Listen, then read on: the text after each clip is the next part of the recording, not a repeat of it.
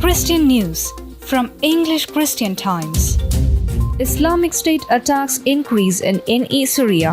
According to research published by the Washington Institute, the Syrian province of Deir al-Zor has experienced 638 ISIS attacks since March 2019. This was the highest number out of the 8 provinces reported on by the institute. Deir al-Zor is a historical dense Christian area, particularly with Assyrians and Armenians. Although the demographics have suffered greatly as a result of the Syrian conflict and ISIS genocide. ICC provides food aid for mob victims. In early 2020, a mob of Hindu extremists wreaked havoc on 6 Christian homes in their village in India. The mob broke down doors, smashed windows, and destroyed countless household items in the villagers' homes. The attackers then turned their attention to the Christians themselves, beating them black and blue. As a result, 4 Christian women were severely injured and required hospitalization. DC Catholic priest invited to prayerful protest at White House. Priests in the Archdiocese of Washington will demonstrate outside of the White House on Monday as a prayerful protest against hatred and institutional discrimination of all kinds. Bishop urges Catholics to reject detestable changes to Guernsey abortion law. A bishop urged Catholics Sunday to resist fundamentally detestable efforts to liberalize abortion laws on an island in the English Channel. In a hard-hitting message, June 7, Bishop Philip Iguan warned the island's Catholic that persons within the legislature of Guernsey and seeking to threaten human life.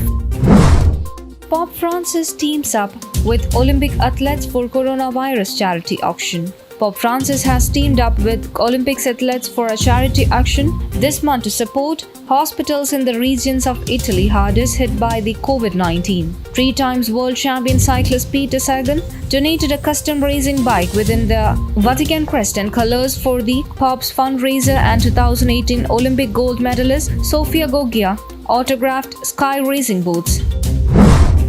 Catholic churches in England to reopen after 80-day closure. A cardinal has thanked Catholics for their patience after the government permitted churches in England to reopen for private prayer from June 15, more than 80 days after they were forced to close due to the COVID-19 pandemic. But public masses will remain suspended until the government decides they can resume with a minimal risk of spreading the coronavirus, which has claimed more than 40,000 lives in the UK as of June 8.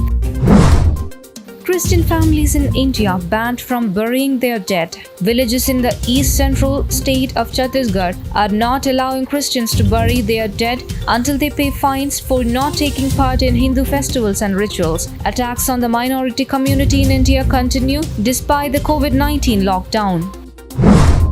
Vatican Cardinal leads prayer vigil for peaceful coexistence in US. The prefect of the Dicastery for Laity, Family and Life preached, "Unfortunately, even among us, Christians, a distorted way of thinking can infiltrate, which lead us to identify with only one side, distancing ourselves from those who belong to the other side. Wealthy people against poor people, intellectuals against uncultured people, progressives against conservatives, whites against blacks, and in doing so we completely lose sight of the universal dimension of Christ's message, or even end up identifying our Christian faith with the ideological vision of the side we can embrace." No active coronavirus cases among employees. Vatican. The Vatican said Saturday the city-state no longer has any active positive cases among employees after a 12th person has tested positive in early May. According to the director of the Holy See Press Office, Matteo Bruni, as of June 6, there are no longer coronavirus cases among Vatican and Holy See employees. Joy is a net of love by which we catch souls. Mother Teresa of Calcutta. News Desk, English Christian Times.